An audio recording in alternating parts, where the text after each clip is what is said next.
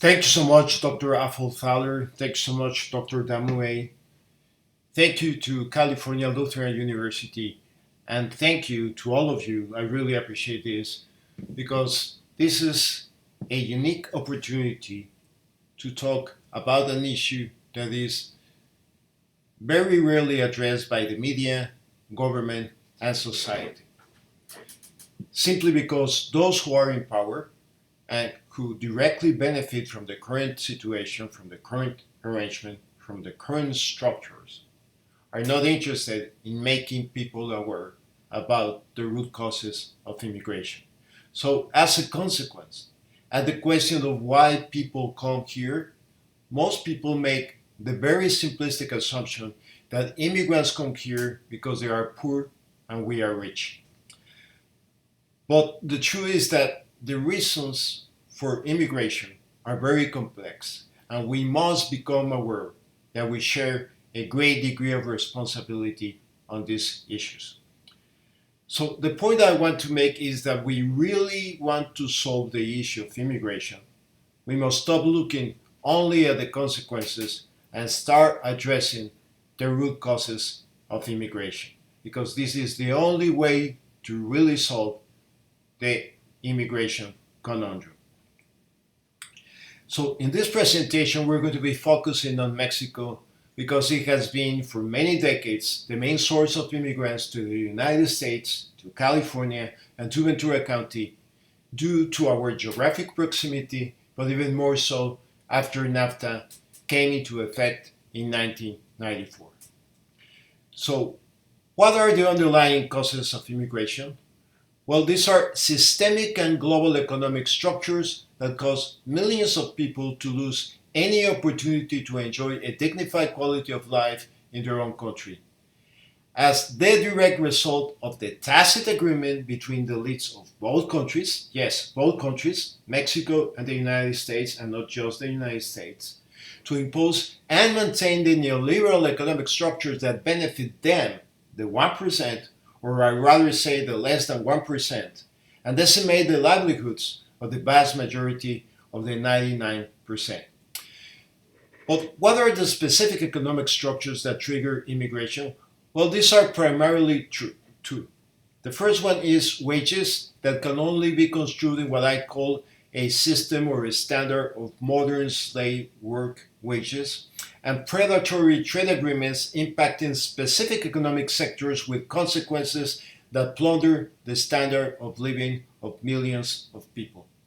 Wages have indeed been decimated for the last 36 years in Mexico as a result of a consistent and deliberate economic policy to impose neoliberal structures worldwide, structures that replace what I call put money in the workers' pockets or demand side economics with put money in the employers' pockets or supply side economics. These are policies that specifically reduce and limit labor rights through structural reforms, reduce real wages to increase competitive advantages, privatize public assets and natural resources vital for life, and deregulate economic and financial structures to allow markets, yes, the markets, to set the public agenda and allow them, the markets again, to regulate themselves through non-binding, self-designed guidelines and standards. So in these sectors, wages are decimated to attract as much foreign direct investment as possible by offering labor costs at bondage prices, and predatory trade agreements such as NAFTA are created to develop a regional system for global corporations to create what is called the global commodity supply chains, with huge increases in productivity made possible by dramatically reducing labor costs in a good portion of their global manufacturing supply chains. Now, to duly address the root causes of immigration, we must do it in the context of a living wage ethos, which I am sure that most of you are already aware that a living wage is a human right internationally recognized. And this concept is extremely important. Equal pay for equal work of equal value is the pillar sustaining it. So Because of this, the ILO has established for decades that for a fair globalization, the decent work concept has led to an international consensus that productive employment and decent work are key elements to achieving poverty reduction. Accordingly, rather than driving people into the informal economy, such as in the case of Mexico, where nearly 60% of all workers work in the informal economy, or creating massive migrations, which is also the case for Mexico, global expansion must find ways to deliver opportunities for decent work where people live. So the living wage anchored on the pillar of equal pay for equal work of equal value has been enshrined for many decades as a human right in international law. There is nothing new with that. So we have it in Article 23 of the UN's Universal Declaration of Human Rights of 1948 concerning the right of workers to equal pay for equal work.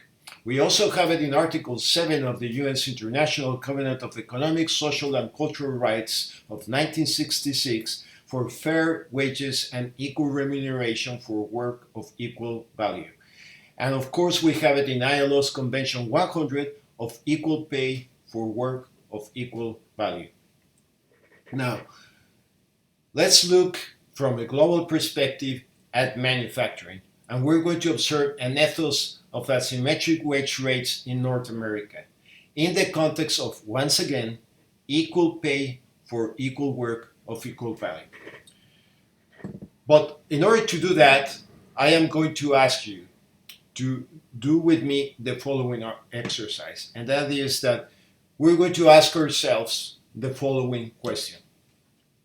Why, if a worker working for Ford Motor Company in Dearborn, Michigan, putting 4 parts in the Ford assembly line of the Ford Focus, what if he makes $40 an hour?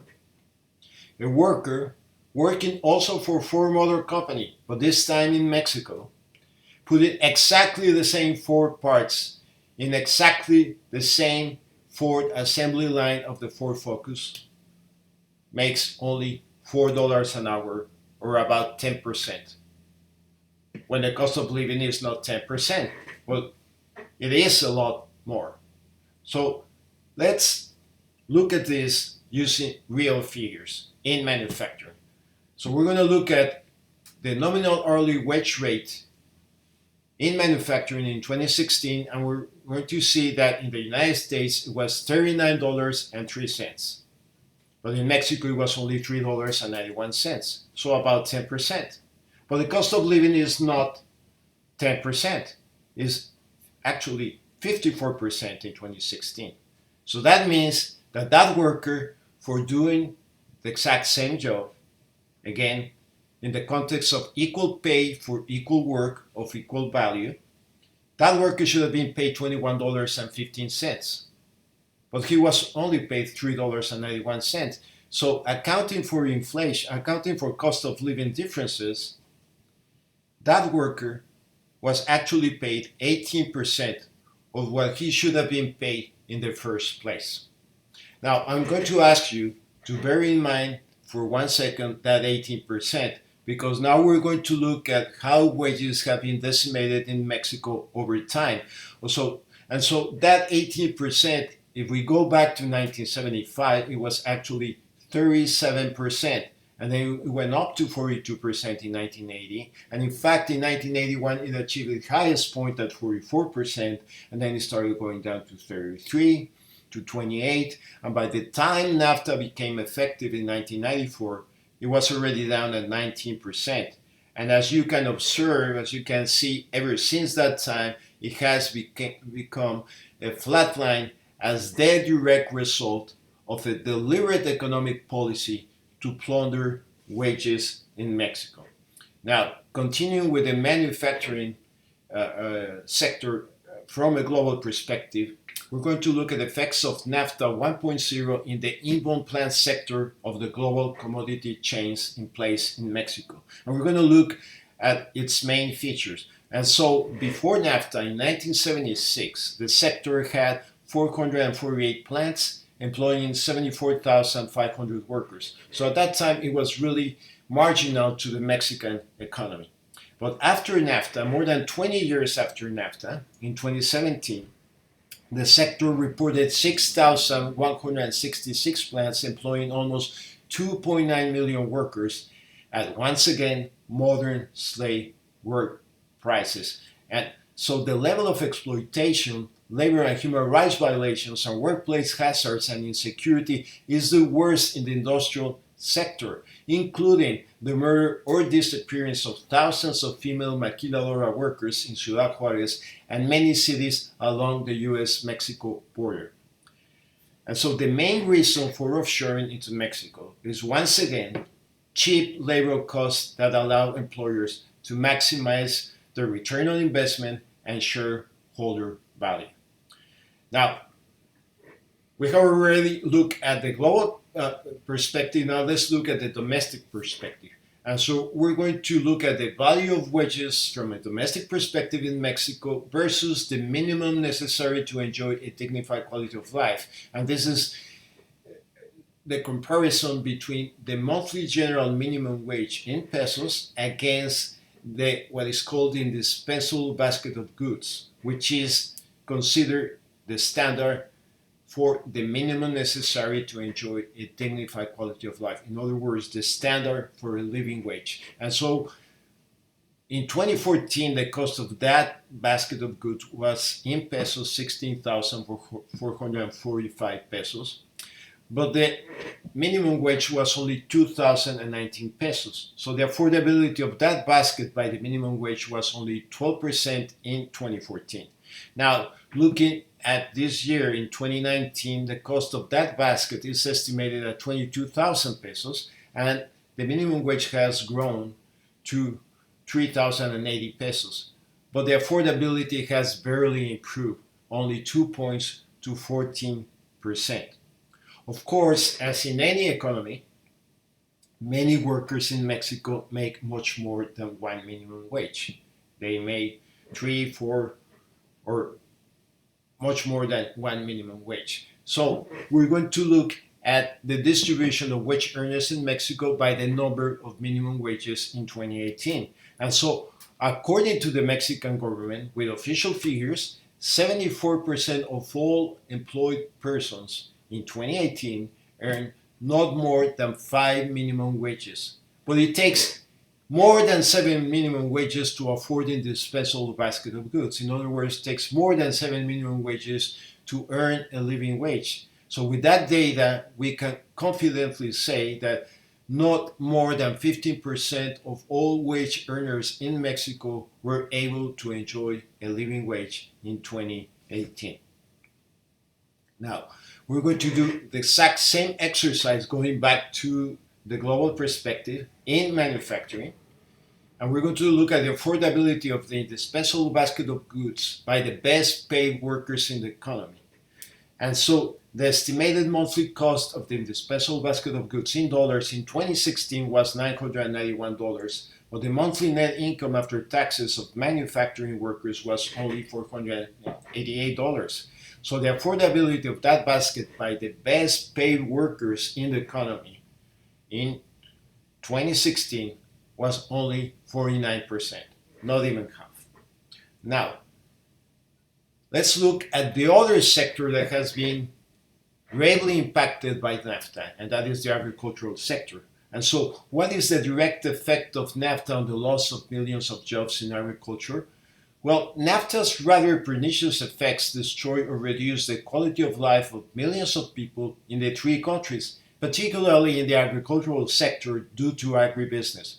But it was in Mexico where the greatest damage was inflicted. Now, let's look first at what happened in the United States. So, just between 1996 and 2001, farming subsidies nearly tripled to more than $20 billion. However, net income of farmers dropped 16.5%, forcing about 300,000 farmers, mostly small farmers, out of business. As a result, many rural communities died as storefronts were boarded up, churches were closed down, people were forced from their homes by the toxic fumes of industrial animal factories, and an amphetamine epidemic swept the United States. Now, in Mexico, NAFTA liberalized corn and maintained other products such as sugar and beans. But because of that 20 billion that the US government gave to agribusiness, large agribusiness corporations such as Cargill and ADM flooded the Mexican market with subsidized products at prices below production cost in Mexico. So, as a consequence, by 2006, over 2 million agricultural jobs, including 1.7 million small farmers, were lost, and workers, farmers, and their families were forced to leave the countryside. And when I say that 2 million jobs were lost, it really means that 8 million people lost their livelihoods, because the average number of members per household in Mexico is 4. So if 2 million jobs were lost, it really means that 8 million people lost their livelihoods.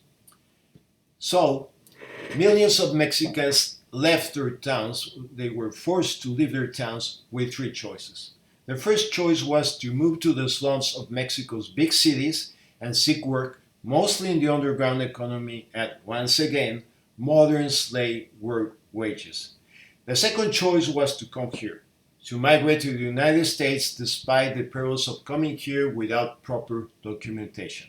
And the third choice, the choice of last recourse, of course, was to join the ranks of people working for the drug cartels or other forms of organized crimes.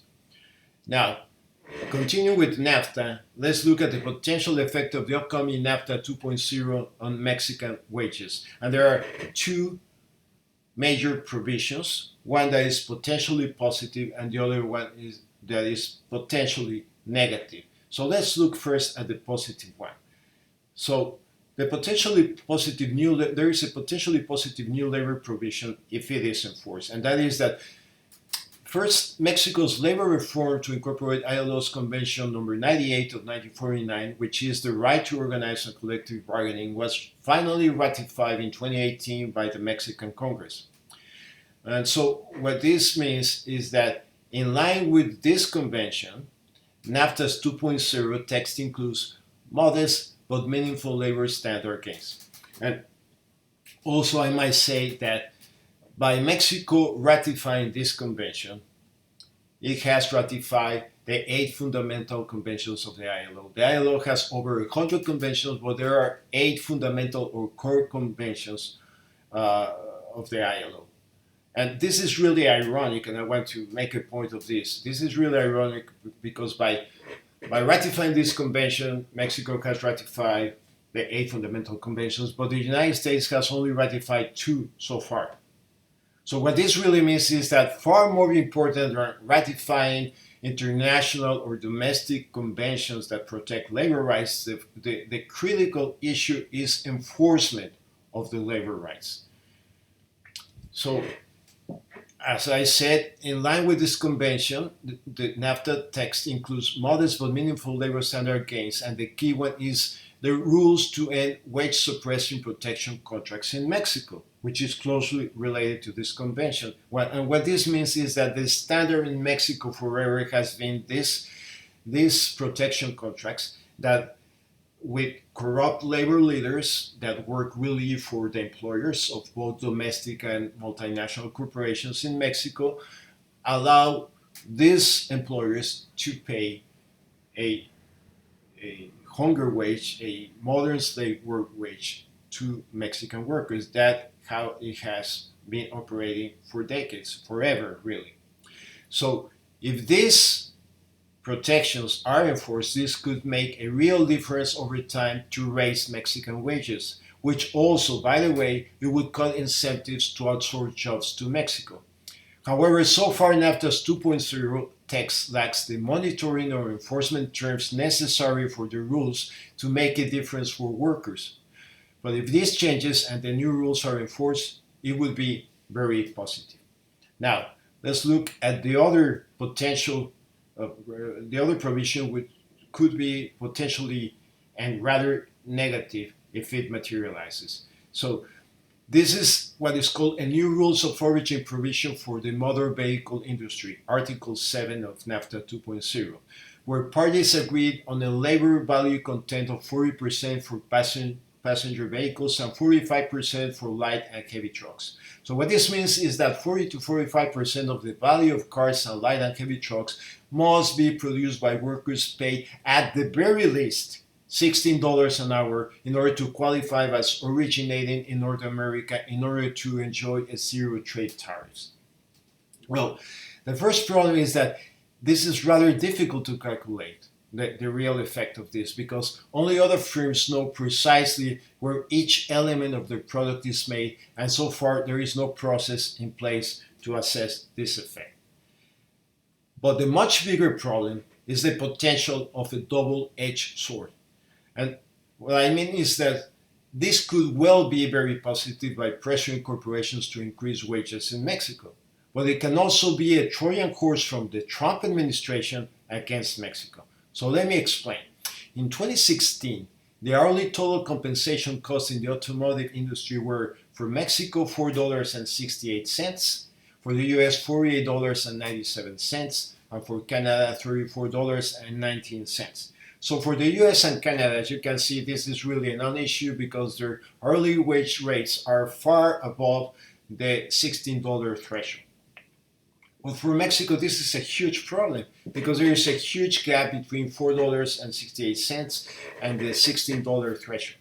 So the gaps on real purchasing power parity wages in manufacturing, and specifically in the automotive industry, are so enormous that it would take at the very least 2 decades to fully close them, from $4.68 to $26.54, not even counting for inflation. So now let's look at the potential possible scenario. And this is that the new Mexican government committed to recover real wages and has already increased the minimum wage in 2019 by an unprecedented 16.2%. And I say unprecedented because for more than 3 decades, the minimum wage in Mexico was increased below inflation as the direct result, like I said before, of a deliberate economic policy to plunder wages in Mexico. But even if we make a simplistic assumption and apply the actual increase for 2019 of 16.2% to the minimum wage to mother industry wages, and we project to achieve a nominal wage of just $16 an hour, we have made a projection and it would take roughly 8 years to reach the motor vehicle threshold if all assumptions, that is, if inflation, cost of living, and exchange rates materialize, if they hold. So, as you can see in this chart, it would take 8 years to go from the $4.70 here to the $16 here. But knowing Trump, if he's still in power for another term, he could easily demand that a chunk of motor vehicle production from Mexico be transferred to the United States, arguing that Mexico did not comply with the local value content of $16 an hour. And if this happens, it would be extremely detrimental to Mexico and especially to Mexican workers, because this is the best paid sector in the economy, and this is the most important sector in NAFTA. Because manufacturing, 80% of everything that Mexico exports to the United States in NAFTA comes from manufacturing. And about 70% of all manufacturing exports come from the motor vehicle industry. So it would be extremely detrimental if this happens. So, from a global perspective, in conclusion, since NAFTA, it can clearly be asserted that the modern slave work ethos in place in Mexico subsidizes the U.S. economy and U.S. population in terms of capital extraction for the benefit of the shareholder value of institutional investors of international financial markets, both in manufacturing and agriculture. Wages and salaries of U.S. workers and employees who are part of the global supply chain, and also U.S. consumers paying much lower prices. Now, let's briefly look at the consequences of Mexico's modern slave work ethos in immigration flows. So between 2000 and 2005, more than 400,000 Mexicans, mostly from rural communities, moved annually to the United States. So by 2009, more than 12 million had moved to the US. but undocumented immigration stabilized by 2014 at around 11 million as a result of the increased criminalization of immigration and the emergence of its incarceration industrial complex. As a result, the number of undocumented Mexican immigrants in the US has steadily decreased and stabilized at around 5 million. Yet, and this is really important, nearly 200,000 continue to cross the border from Mexico annually, with even more from Central America and many other countries. So, a situation that I can guarantee you that will continue as long as the root causes of immigration remain unaddressed. Now, who benefits from these systemic structures? Well, first, the institutional investors of international financial markets and their corporations by maximizing their shareholder value. Also, politicians both in the US and Mexico by getting financial support for their electoral campaigns in exchange for imposing the market-driven agenda designed by the business elites. Also, the savings in slave wages paid in Mexico helped a lot to subsidize the much higher wages paid to equivalent workers in the US of the same corporations. In fact, globally, it is estimated that 25 to 40% of the cost of labor in the North is subsidized by the South's meager wages. And lastly, US consumers also greatly benefit from bondage wages paid in Mexico by enjoying much lower prices than if the entire production would be made in the United States. So we must become aware that we are also supporting with our consumer choices this system of global exploitation. In conclusion, the South subsidizes the North's economic growth in terms of shareholder value, workers' wages, and consumer prices.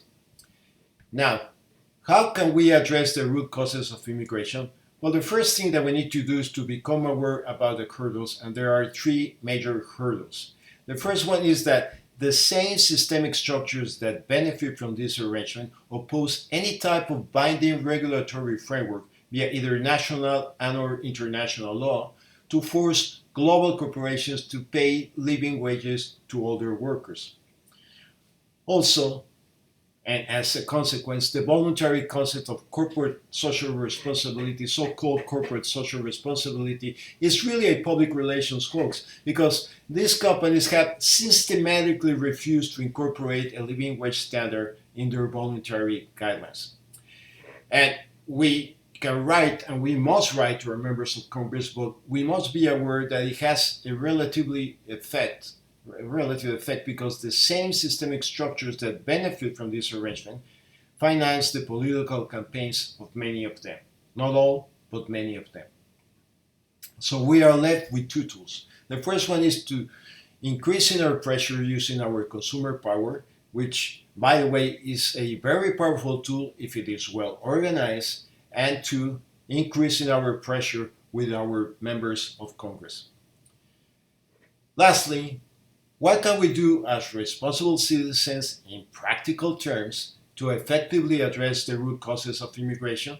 Well, the first thing and the easiest one is to use our consumer power to make well-informed and socially and environmentally conscious decisions to support responsible companies and reject irresponsible ones.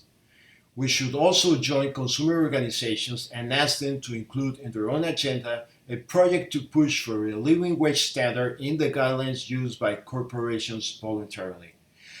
And we should and we must write to our members of Congress and ask them to push for binding legislation that would force corporations to pay living wages globally. So as you can see, the key factor in addressing the root causes of immigration is obviously the living wage. Because I can guarantee you 100% that if we organize successfully and we're able to successfully force corporations to start paying living wages to their Mexican workers, I can guarantee you that Mexican workers would be more than happy to remain in their own country to enjoy a dignified quality of life by earning a living wage. Thank you so much, and I'll be happy to answer any questions that you may have. Thank you again.